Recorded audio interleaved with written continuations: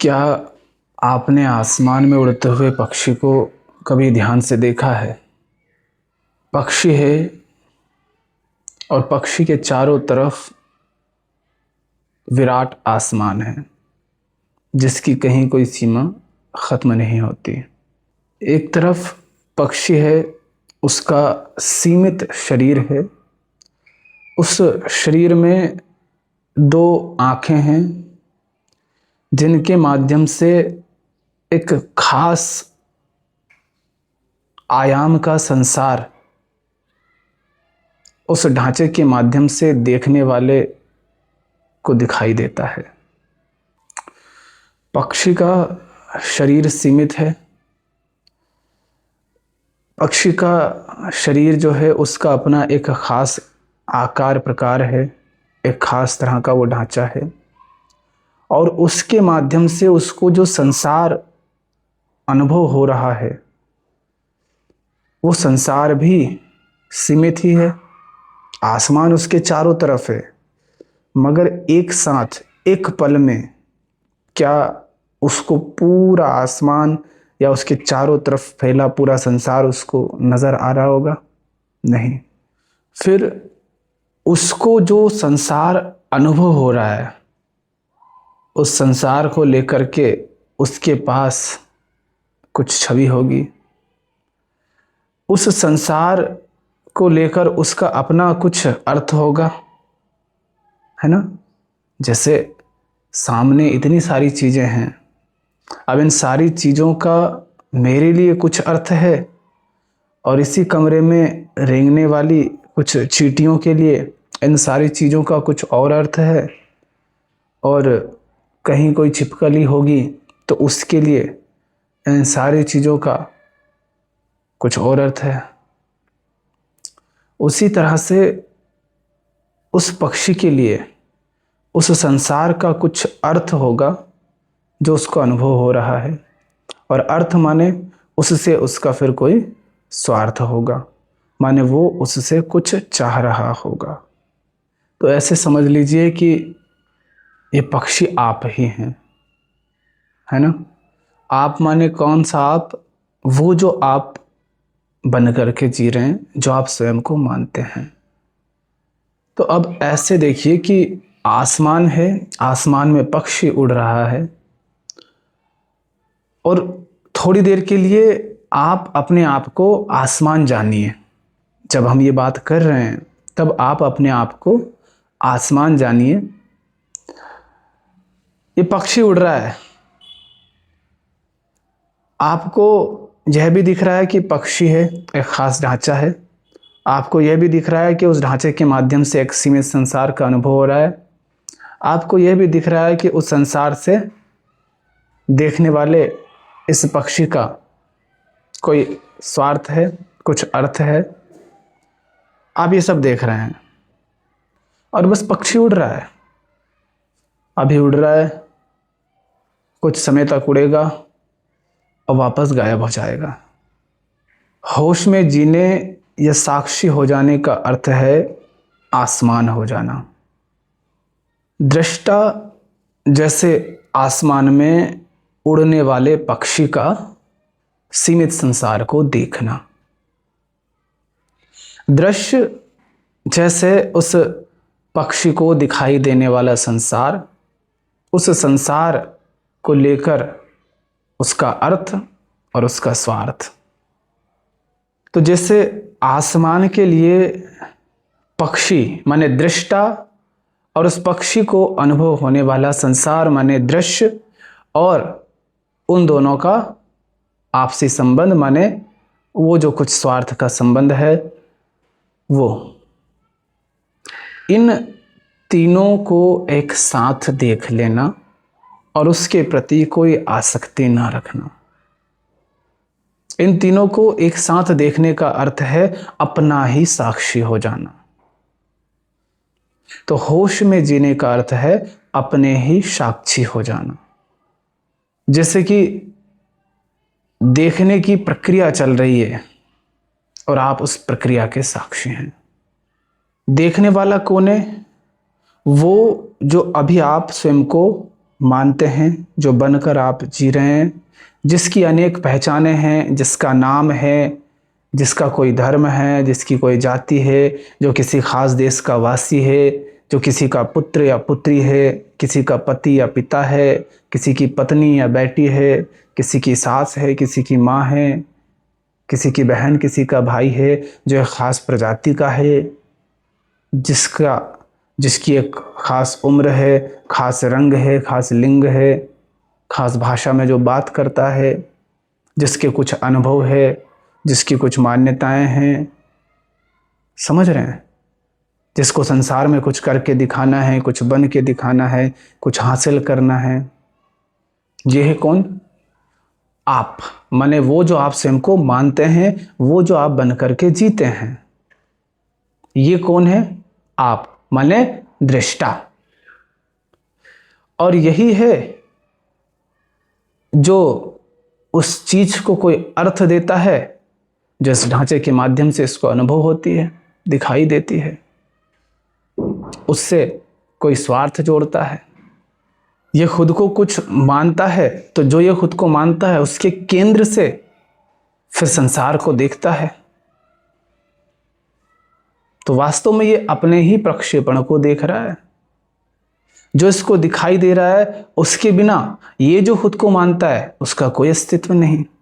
जैसे सामने अगर ये किसी को मानता है बुरा और खुद को मानता है अच्छा, तो सामने जिसको ये बुरा कहता है उसको बुरा कहे बगैर इसके अच्छे होने का कोई अस्तित्व नहीं, इसके गोरेपन का कोई महत्व नहीं। अगर संसार में दूसरा कोई काला ना हो तो माने इसका होना अपने ही विपरीत पर आश्रित है। इसलिए वास्तव में दोनों विपरीत नहीं हुए, एक दूसरे के पूरक हो गए। एक दूसरे से दोनों हैं, एक नहीं तो दूसरा नहीं। पुरुष को पुरुष होने का अभिमान हो नहीं सकता अगर कोई स्त्री ही ना हो। हिंदू को हिंदू होने का, मुसलमान को मुसलमान होने का अभिमान नहीं हो सकता अगर कोई दूसरा ना हो। तो आसमान की भांति हो जाना, जैसे आसमान उस पक्षी से मुक्त है, अनासक्त है, निर्लिप्त है। पक्षी कौन है? जो उसी आसमान में कहीं से खिले हुए फूल की भांति है, जो एक समय के बाद उसी में विलीन हो जाएगा। आसमान के बाहर से कहीं से पक्षी नहीं आया और ना ही कहीं को चला जाएगा, उसी से उत्पन्न हुआ है, उसी में विलीन हो जाएगा और उसी में वो है, उसी में उड़ रहा है। जैसे मछली होती है, समंदर में मछली क्या कहीं से आई है? क्या वो कहीं को चली जाती है? नहीं, समंदर से उत्पन्न होती है, समंदर में ही तैरती है और समंदर में ही विलीन हो जाती है। मगर जब वो समंदर में तैर रही होती है तब उसको ये भ्रम हो जाता है कि उसको जो अनुभव हो रहा है संसार, जो सीमित संसार, जो सीमित समंदर, वही सत्य है। और उस ढांचे के भीतर कोई है जो कहीं से आया है, कहीं को चला जाएगा, और समंदर उसका दुश्मन है। समंदर से उसे अपनी रक्षा करनी है, ये भ्रम उसको हो जाता है। ऐसे ही मान लो पक्षी को भ्रम है, हवा चलती है तो उसको लगता है कि हवा मेरी दुश्मन है, मगर उसी हवा के कारण वो उड़ पा रहा है। तो जैसे आसमान में उड़ते पक्षी के प्रति आसमान का संबंध है, उसी तरह इस तन, मन, विचार, संसार, पहचानों, नामों, संबंधों, कर्मों, इन सब के प्रति आप रहिए, क्योंकि वही है आप। इस सब से आप आसक्त हो गए हैं। ये लगातार बदल रहा है, लगातार बह रहा है, तन बदल रहा है, मन बदल रहा है, विचार बदल रहे हैं, अनुभव बदल रहे हैं। जिन्हें आप अपनी पहचान कह रहे हैं, उन पहचानों को लेकर आपका अर्थ बदल रहा है, आपके लिए उन पहचानों का महत्व बदल रहा है। तो ये तो कुछ भी स्थिर नहीं है, कुछ भी नित्य नहीं है, मतलब कुछ भी सत्य नहीं है। इसके प्रति कोई आसक्ति ना रखना, बस इसके साक्षी मात्र रहना। इसके साक्षी होने का अर्थ है आप अपने साक्षी हो गए, क्योंकि यही तो आप बन करके जिए जा रहे थे, अभी भी जिए जा रहे हो। और वास्तव में आप इसके साक्षी हुए कि नहीं? आप वास्तव में इसके साक्षी हैं या आप अभी भी यही बन करके जिए जा रहे हैं, पक्षी के केंद्र से ही जिए जा रहे हैं? इसका पता कैसे चलेगा? अगर आप अपने साक्षी हैं तो आप नहीं रहेंगे, साक्षी मात्र रहेगा, या कहो साक्षित्व मात्र रहेगा, होश मात्र रहेगा, आप नहीं रहेंगे। अपने साक्षी हो जाने का अर्थ है कि पक्षी अब उस सीमित ढांचे और उस ढांचे के माध्यम से अनुभव होने वाले संसार और उस संसार को लेकर के जो अर्थ, जो स्वार्थ है, उन सबके केंद्र से नहीं जी रहा। अब आसमान तय करता है कि पक्षी की दिशा क्या होगी। अब आसमान से फैसले आते हैं। अब पक्षी ने स्वयं को आसमान के हवाले छोड़ दिया। अब आसमान उसे जिधर ले जाए, हवा उसे चाहे जिस तरह न चाहे, वो नाचता है, मौज में नाचता है। साक्षी हो जाने का अर्थ है कि वो जो अभी तक आप स्वयं को भ्रमवश कुछ मानते थे, वो दृष्टा का लोप हो रहा है। साक्षी होने का अर्थ है शरीर मात्र रहा और उस शरीर के माध्यम से जो देखने वाला था, जो दृष्टा था, और उसको जो संसार दिखाई दे रहा था, जिसका कुछ अर्थ था, जिससे कुछ स्वार्थ था, उसका लोप हो गया, वो शून्य हो गया, खो गया। अब सिर्फ शरीर है और शरीर के माध्यम से एक खास रंग, रूप, आकार, प्रकार का ढांचा अनुभव हो रहा है, जिसे संसार कह रहे हैं, और उस ढांचे का उस संसार से कुछ संबंध है, और ये बोध है कि ढांचा और संसार दो नहीं है। मिट्टी पर मिट्टी चल रही है, हवा ही शरीर के माध्यम से श्वास ले रही है। भीतर ऑक्सीजन की जरूरत होती है, इसीलिए तो बाहर से ऑक्सीजन ली जाती है। ये शरीर 70% से ज्यादा जल है, इसीलिए तो इसको जल की जरूरत लगती है। ये शरीर मिट्टी ही है, इसीलिए तो उस मिट्टी से उत्पन्न फल, सब्जी, अनाज के माध्यम से ये अपनी जरूरत पूरी करता है। ये शरीर ऊर्जा है, इसीलिए तो इसे सूर्य से ऊर्जा चाहिए। तो जो इसके माध्यम से इसको अनुभव हो रहा है, ये उससे पृथक और स्वतंत्र नहीं है। ना तो पदार्थ के तल पर यह ढांचा और इसके माध्यम से अनुभव होने वाला संसार दो हैं, माने तत्व के तल पर दो नहीं हैं, और ना ही अर्थ के तल पर ये ढांचा और इसके माध्यम से अनुभव होने वाला संसार दो है। संसार को जो आप अर्थ देते हैं, वो अर्थ पहले मन में होता है, इसीलिए तो आप उसको वो अर्थ देते हैं। लाइट माने क्या होता है, उसको लेकर के जो बातें हैं वो पहले आपके मन में डाली गई, उसके बाद लाइट को आप उस दृष्टि से देखने लगे कि इसका ये अर्थ है, ये उपयोगिता है। तो ये एक ढांचा है, इस ढांचे के माध्यम से अनुभव होने वाला एक खास आयाम का संसार है, और उस संसार से एक खास तरह का इस ढांचे का संबंध है। लेकिन भ्रमवश वो जो संसार अनुभव हो रहा है, उस पर कुछ अर्थ प्रक्षेपित कर दिए गए हैं, ऐसे स्वार्थ जोड़ लिए गए हैं जिन स्वार्थों की पूर्ति वो नहीं कर सकता। चूंकि वो आपका ही प्रक्षेपण है, इसलिए उससे आपको कुछ ऐसा नहीं मिलेगा जो आप में पहले से ना हो, है ना। तो ये जो कामना रहती है कि संसार में कुछ हासिल करके, संसार से कुछ पा करके, संसार में कुछ बन करके, कुछ इकट्ठा करके, कुछ जोड़ करके भीतरी बेचैनी मिट जाएगी, वो नहीं मिटेगी उससे। क्योंकि संसार में चाहे जो पालो वो तो आपका ही प्रक्षेपण है, अर्थ के तल पर भी, तत्व के तल पर भी। पानी में पानी जुड़ जाता है तो पानी को क्या मिल जाता है, वैसे ही आप में वही चीज और जुड़ जाएगी जो पहले से है, तो क्या मिल जाएगा? कुछ नहीं। बेचैनी हटती है दृष्टा और दृश्य को एक साथ देखकर और ये जानकर कि वे दो नहीं हैं। ये देख लो कि आप स्वयं को और संसार को किस तरह देखते हैं। आपको ये देखना है कि आप स्वयं को और संसार को किस तरह देखते हैं, और फिर ये देख लो कि देखने वाला दृष्टा देखे जाने वाले दृश्य से अलग नहीं है, विषयता विषय से अलग नहीं है। जैसे ये स्टील जिसको हम कह रहे हैं, इसमें जो जल है वो जल, और ये ढांचा, ये मूल रूप से अलग अलग नहीं है।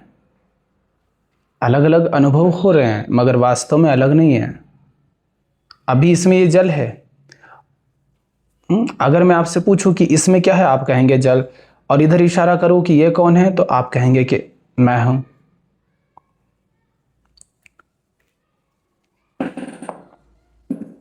अब जल और मैं दो नहीं रहे, और वही जल अगर आपको ना दिया जाए तो ये ढांचा भी नहीं रहेगा।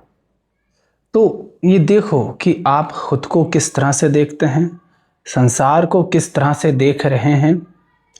ये भी देखो कि संसार को आप जिस तरह से देख रहे हैं उस तरह से सिर्फ इसलिए देख रहे हैं क्योंकि इधर पहले से आप उस चीज को लेकर के कुछ मानकर बैठे हैं।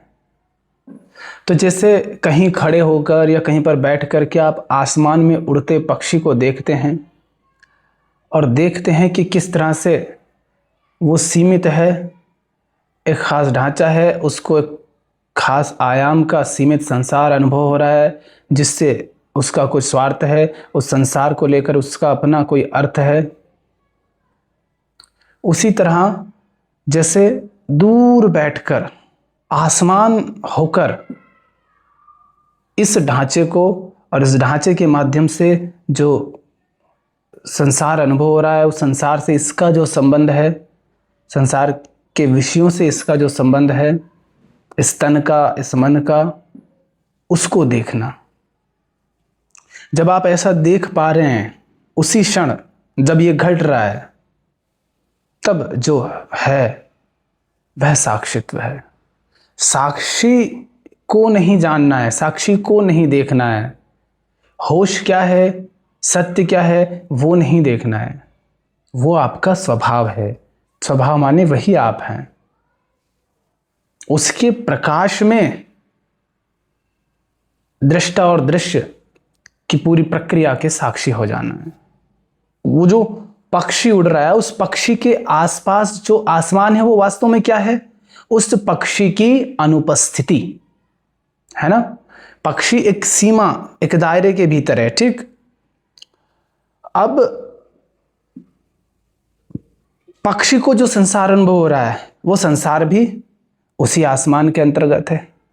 उसी कह सकते हो, उसी आसमान पर वो जो सीमित ढांचा है, वो जो पक्षी है, वो अपने संसार को प्रक्षेपित कर रहा है ना। उसी आसमान पर, उसी आसमान में जो विषय है, उन पर पक्षी अपने संसार को प्रक्षेपित कर रहा है। और आसमान क्या है? उस सीमित ढांचे रूपी पक्षी की अनुपस्थिति। माने एक सीमा के बाद वो पक्षी नहीं है, उसी को हम आसमान कह रहे हैं ना। इसका मतलब क्या है? पक्षी जिस तरह एक केंद्र से संसार को देख रहा है, उस तरह अब कोई केंद्र नहीं है ना। जैसे आसमान है, उसका कोई केंद्र नहीं है।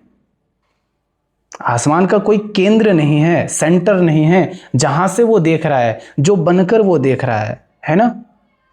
कुछ बनकर एक खास केंद्र से तो पक्षी देख रहा है, मैं हिंदू होकर देख रहा हूँ, बाकी सबको पराया मानकर, कुछ और मानकर, या मैं आदमी होकर देख रहा हूँ, या मैं इंसान होकर देख रहा हूँ, किसी केंद्र से मैं देख रहा हूँ। यह है पक्षी होकर देखना। और उस केंद्र से मुक्त होकर देखना माने साक्षी होकर देखना, आसमान होकर देखना। तो हर केंद्र से मुक्त होकर उसको देखो जो केंद्र का गुलाम होकर के व्यवहार कर रहा है, देख रहा है। और जब सचमुच उसको देख लेते हो तो वो केंद्र हट जाता है। व्यवहार के दौरान बार बार आदतवश, संस्कारबद्धतावश, बेहोशीवश वो जो केंद्र है वो बार बार सक्रिय होगा। और जब सक्रिय हो तत्क्षण उसके प्रति सचेत हो जाना, उसे देख लेना भर। जैसे ही वो सक्रिय हो उसे देख लेना, उस पर होश का प्रकाश पड़ जाना। और जैसे ही प्रकाश पड़ेगा माने जैसे ही उसको देखा जाएगा बेहोशी हट जाएगी, वो केंद्र गायब हो जाएगा। जैसे कोई परेशान है कि मेरे बेटे का विवाह नहीं हो रहा है। अब यहां साक्षी हो जाने का अर्थ है बस उस व्यक्ति को देखा जा रहा है, वहां से मेरा को हटा दिया गया कि मेरा बेटा, ये जो अहंकार है, जो देखने वाला है, ये हट गया। अब क्या बचा? सिर्फ एक व्यक्ति है, उसका विवाह नहीं हुआ है, मगर इतने लोग हैं, उनका भी नहीं हुआ है, उसका भी नहीं हुआ, तो क्या हो गया? पीड़ा कब थी? जब मेरे बेटे का विवाह नहीं हुआ। और मेरा जब हट गया तो सिर्फ कौन बचा? एक इंसान बचा। अब उस इंसान का विवाह नहीं हुआ, मगर इतने इंसान है उनका भी तो नहीं हुआ। और इतने इंसान है जिनका हो गया, उनको क्या मिल गया? समझ रहे हैं? वो मैं माने वो केंद्र हट जाता है। उस केंद्र का हट जाना साक्षी हो जाना है। होश में जीना माने उस केंद्र के साक्षी हो जाना। और उस केंद्र का साक्षी हो जाने का अर्थ है कि अब व्यवहार, कर्म, बातें जो हो रही हैं वो उस केंद्र से नहीं हो रही हैं। अब वो आसमान के माने होश के प्रकाश में हो रही हैं। अभी तक कुछ होकर के, कुछ बनकर के व्यवहार हो रहा था, अब कुछ नहीं हो गए। जो होकर के बैठे थे वह शून्य हो गया। कुछ और नहीं बन गए, बस जो बनकर बैठे थे वह हट गया, वह ढांचा गिर गया। तो होश में जीना माने दृष्टा और दृश्य को उसी तरह देख लेना जैसे कि आसमान में उड़ते पक्षी को आसमान जान रहा है। जैसे कि आसमान में उड़ते पक्षी और उसको अनुभव होने वाले संसार, और उस संसार से उसके स्वार्थ और अर्थ को आसमान प्रकाशित कर रहा है। तो अभी इस क्षण तक जो आप थे उसी के साक्षी हो जाना। अब बार बार जब वो आकर के वर्तमान में दखल दे, जो अभी तक आप थे उसको देख लेना और उस केंद्र को वर्तमान में सक्रिय ना होने देना, उसे पीछे रखना। प्रत्यक्ष बोध में जीना, न कि अतीत के केंद्र से व्यवहार करना। ठीक?